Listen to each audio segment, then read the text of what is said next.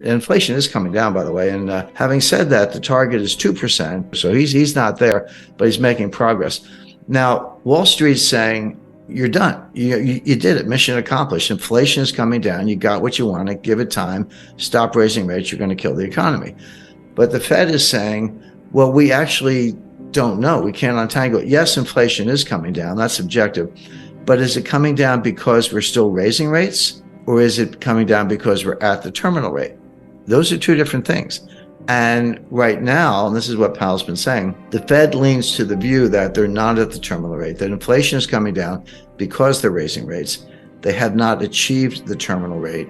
So my expectation is the Fed will raise interest rates 25 basis points. That'll get you to 5.25. And even the more hawkish members think that that's probably the terminal rate. So Powell and the Fed have said, yeah, inflation is coming down, but it's because we're raising rates, not because we're at the terminal rate.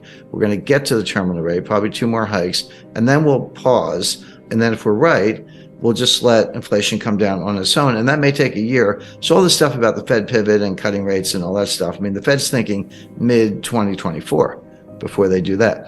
Now, Wall Street, and I'll say markets, not just Wall Street, but the big money in places like the Eurodollar futures curve and the U.S. Treasury curve, which are highly inverted, are saying, no, you're not going to get that far. You may be at the terminal rate already. You're definitely going to cause a recession. It'll be more severe than you think, and rates are going to have to come down sooner than people expect. In other words, you've already achieved the terminal rate. You just don't know it, and you'll probably be the last to know. So with Wall Street, with the cheerleaders, sending that message, but with some serious market indicators, including yield curves, sending that message. Why is Powell sticking to the game plan as I described it? And the answer goes back to 1980, believe it or not, and what's called the Volcker mistake. And everyone knows, Volcker became Fed chairman in 1979. He stayed on until the early to mid 80s. And he did raise interest rates to 20% or very close to it to kill inflation, which went up to 15% at the time.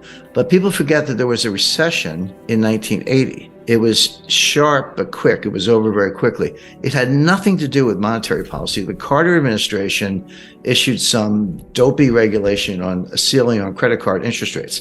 And the industry said, fine, we're just not going to lend anybody any money. The economy fell instantly, kind of like a smaller version of what happened in 2020 with the pandemic panic. And then they said, oh, sorry, just kidding. And then they took the ceiling off, and then things got back to normal. Now, this was a time when farmers around the country were driving front loaders and tractors to Washington, and they were circling the Fed building. And one guy drove his tractor up the steps of the Fed, and Volcker was being burned in effigy. That all happened. So it was a little bit of pressure. And of course, Congress was up in arms and the White House was up in arms. So Volcker, not quite panicked, but he cut interest rates 7 percentage points, not 0.7, 7 full percentage points to deal with the recession, which, number one, was unnecessary because the recession was caused by a policy blunder from the White House, which was quickly corrected. And number two, he had not won the fight against inflation. Well, after he cut rates and we came out of that very quick sort of snap recession, inflation got even worse. And that's when Volcker had to raise rates to 20%. And Volcker, in hindsight, he said, we shouldn't have done that. We should have stuck to our inflation mission. So now Powell, remember, Powell's not an economist, he's a lawyer, so he kind of thinks like a lawyer. I can relate to that, looking at both sides. Powell does not want to be that guy. He does not want to be the guy who balks early and cuts rates, the famous Wall Street pivot, before the battle against inflation is won. Because the outcome could be exactly what Volcker experienced, which is inflation wasn't done, doesn't go away, comes back stronger, and then you do have to destroy the economy, as we did in 1981-82. That was the worst recession. That was far worse than the little one in 1980. That was the worst since the Great Depression. We've managed to break that record several times since then, but at the time that was horrific. But Volcker and others have said that was a blunder he never should have done. So Powell does not want to give up the rate hikes too early because he does not want to repeat the Volcker mistake. He does not want to be that guy. And that's what's driving him, even as Wall Street screams, you're already there. So the question is, how does this play out? In my view, Powell probably is there. He probably is at something like a terminal rate. He probably doesn't have to raise interest rates anymore. He doesn't believe that himself. His models tell him otherwise because they're relying on the Phillips curve, which is junk science. I mean, the last time I looked at a Phillips curve, it was flat. At least where I went to school, curve was curved. This thing is flat. There is no correlation between unemployment and inflation. There just isn't. But the Fed thinks there is. So I always tell people, if you want to forecast Fed policy and understand the Fed, don't think like a rational person. You have to think like the Fed. You have to get inside their heads or else you're going to get it wrong. So they're looking at unemployment, which is the lowest. The unemployment rate is the lowest since 1969.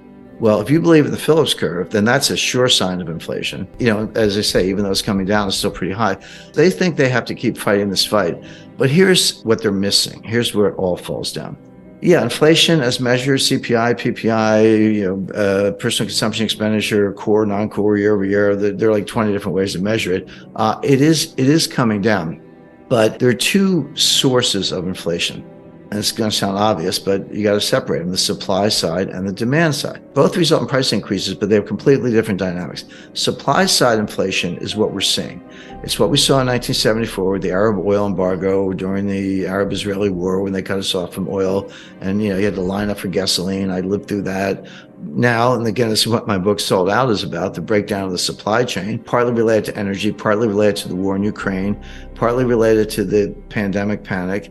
As I explained in the book, it actually predates that. The breakdown started in 2018 with Trump's trade war. And then COVID made it worse, yes. Ukrainian war made it worse, yes. But it really started before that. So, of course, prices went up and people were trying to pay whatever they had to get what they needed. And energy prices were a big driver of that. So that feeds through as a form of inflation. The other kind of inflation is from the demand side. So the supply side is called cost push. Costs go up and they push it onto the consumers. The other kind is from the demand side. It's called demand pull. And basically consumers have a change in mentality. They're worried about inflation. They would say, hey, I was thinking about buying a refrigerator. Gee, I better go buy it today because if I wait for 6 months, the price is going to go up. Or apply that to anything, a new dress, new suit of clothes, whatever. And so you're pulling demand forward and it's behavioral. And that will also drive prices up. But they're very different things. Now, cost push can morph into demand pull. That's what happened in the 70s. It started from the supply side. But by the late 70s, 80s, and Volcker, which we've just been talking about, it had tipped over into the demand side. That hasn't happened yet. We've had the supply side inflation, the cost push.